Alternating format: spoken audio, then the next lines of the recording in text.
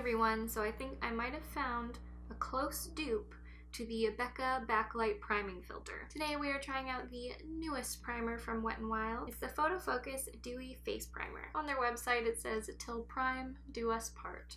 How cute is that? This primer is $4.99. It's infused with vitamin E. It's meant to be lightweight, help with even makeup application, and give you a glow from within look. So I'm going to give you my first impressions now, and then I'm going to give you more of a all-day wear test review. I'm going to check in with you guys when I get home from work. So when I first applied this, I definitely thought of this primer from Becca. This is a more expensive face primer, more high-end. You can find it at Sephora, but they both, when you apply them to the skin, they look very similar.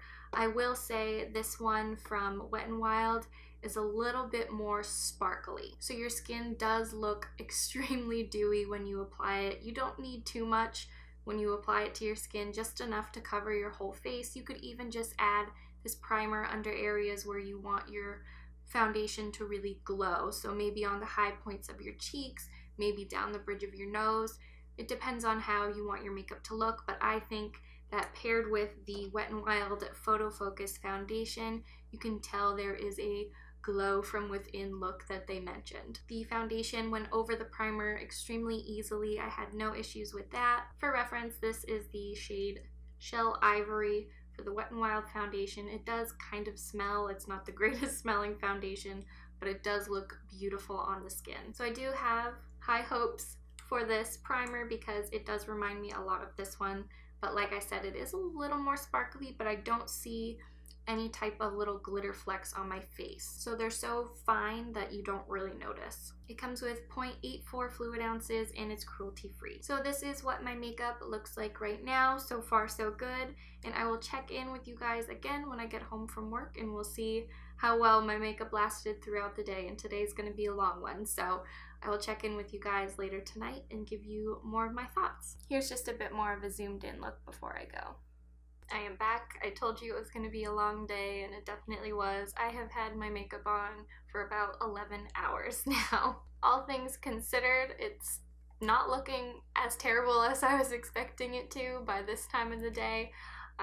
My skin still has that subtle glow to it. It's not as glowy as it was when I first applied the primer, but that's to be expected after however many hours, 11 hours? Yeah, 11 hours of wear. My foundation's worn off my chin, worn off my nose, especially right here and here. The foundation's feeling a bit drier on my skin.